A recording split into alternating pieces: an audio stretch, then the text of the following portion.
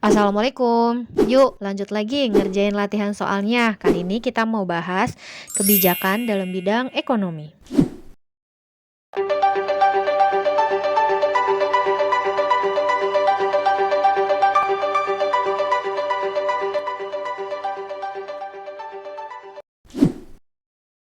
Kita lanjutkan latihan soal UM-UGM dan SIMAK UI-nya. Kali ini kita mau bahas kebijakan pemerintah dalam bidang ekonomi.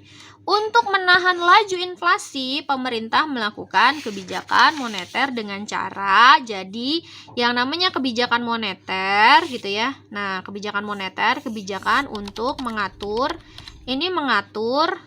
jumlah uang yang beredar. Nah, jumlah uang yang beredar kan ada dua. Bagaimana ketika inflasi dan bagaimana ketika deflasi. Nah, kalau lagi inflasi, gimana nih caranya? Ingat ya, kalau lagi inflasi, instrumen kebijakan moneter kan ada 4. Cara ingatnya adalah naik, jual, ketat. Naiknya apa? Naik suku bunga, terus naik cadangan wajib, naik apa lagi? Jual surat berharga, ketatnya apa? Berlaku kredit ketat. Nah, sekarang ini kan 1, 2, 3. Meningkatkan cadangan wajib minimum berarti cadangan wajib minimum naik. Menjual surat berharga benar. Meningkatkan suku bunga benar. Jadi benernya 1, 2, 3. Masih ingat? Kalau tipe soal yang seperti ini, jawabannya A. 1, 2, 3 benar jawabannya A. Berarti ini jawabannya A. Kalau yang B kan yang benar itu 1 dan 3. Kalau C kan yang benar 2 dan 4. Kalau D 4 saja. Yang benar kalau E benar semua. 1, 2, 3, 4 benar gitu ya. Jadi yang ini jawabannya adalah yang A. Soal berikutnya, SIMAK UI 2012, kode soalnya 821. Ketika Bank Indonesia melakukan kebijakan moneter ekspansioner, kalau yang moneter ekspansioner itu kan tujuannya adalah untuk menambah jumlah uang yang beredar ya, jumlah uang yang beredar. Otomatis ketika jumlah uang yang beredarnya bertambah, money supply meningkat. Ya jelas ya, kan supply itu penawaran, money itu uang, berarti uang yang ditawarkan di masyarakatnya meningkat. 1 benar, 3 pasti benar sih. Nah, lama-kelamaan ya otomatis lah inflasi juga meningkat, dan ketika ekspansioner ini tingkat suku bunganya tuh turun gitu. Berarti yang benar 1, 2, 3, 4 bener nggak nih? Pendapatan nasional pada tingkat full employment. Kalau ekspansioner, pendapatan nasionalnya adalah under employment. Jadi ini yang benar adalah 1, 2, 3. Masih ingat? A, kalau soalnya seperti ini, A itu pilihannya 1, 2, 3 benar. Kalau B adalah 1 dan 3. Kalau C adalah 2 dan 4. D adalah 4 aja. Kalau E adalah 1, 2, 3, 4 benar. Berarti ya ini jawabannya 1, 2, 3 benar, A. Oke, soal selanjutnya SIMAK UI 2013, kode soalnya 533. Untuk mengerem laju inflasi, pemerintah mengeluarkan ketetapan menaikkan pajak. Menaikkan pajak penghasilan agar pengeluaran konsumsi masyarakat berkurang sehingga tidak mendorong kenaikan harga-harga barang. Tindakan pemerintah ini kebijakan, jelas aja kalau terkait dengan pajak ini adalah kebijakan fiskal. Jadi yang ini yang ini jawabannya adalah yang A. Karena yang B, yang C, yang D, dan yang E ini adalah instrumen kebijakan moneter. Selanjutnya, soal UM-UGM 2014, kode soalnya 541. Kebijakan fiskal tidak berhubungan dengan kebijakan moneter. Baik itu kebijakan fiskal, kalau fiskal kan terkait dengan penerimaan dan pengeluaran pemerintah ya, Kebijakan moneter itu kebijakan terkait dengan mengatur jumlah uang yang beredar, Katanya dia tidak berhubungan, salah, jelas saja berhubungan. Berarti ini pernyataannya salah.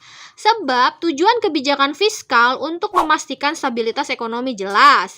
Sedangkan tujuan kebijakan moneter untuk menjaga stabilitas nilai uang, tadi kan jumlah uang yang beredar benar, dan menjaga likuiditas perekonomian benar. Berarti sebabnya adalah benar. Kalau salah dan benar berarti jawabannya adalah D. Masih ingat nggak kalau pertanyaannya seperti ini?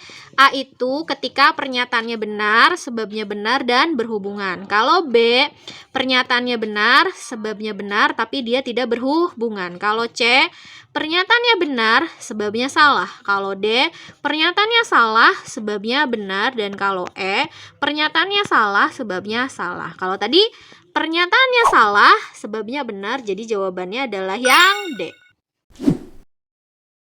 Soal berikutnya kita mau bahas UM-UGM 2013, kode soalnya 271.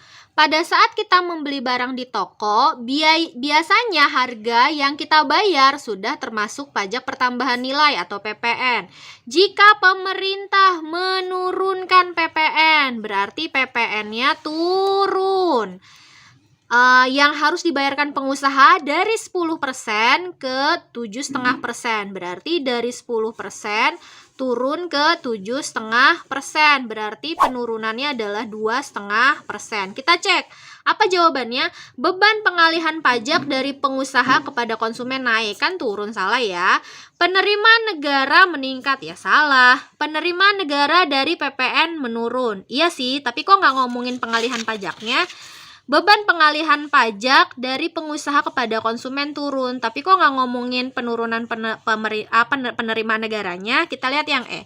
Beban pengalihan pajak PPN dari pengusaha kepada konsumen dan penerimaan negara dari PPN akan turun. Jadi yang ini jawabannya adalah yang E. Soal selanjutnya UM-UGM 2015, kode soalnya 641.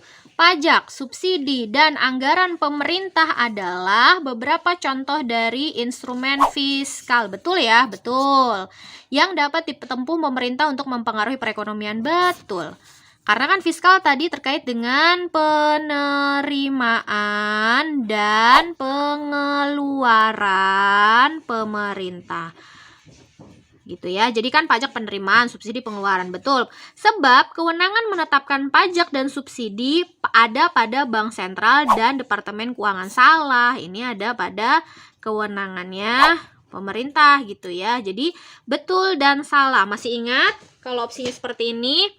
A, ketika pernyataannya benar, sebabnya benar berhubungan. B, ketika pernyataannya benar, sebabnya benar tidak berhubungan. C, ketika pernyataannya benar, sebabnya salah. D, ketika pernyataannya salah, sebabnya benar. Dan E adalah ketika pernyataannya salah, sebabnya salah. Kalau ini pernyataannya benar, sebabnya salah, berarti jawaban yang ini adalah yang C. Terima kasih sudah menyaksikan video ini. Nanti kita latihan soal lagi ya. Wassalamualaikum warahmatullahi wabarakatuh.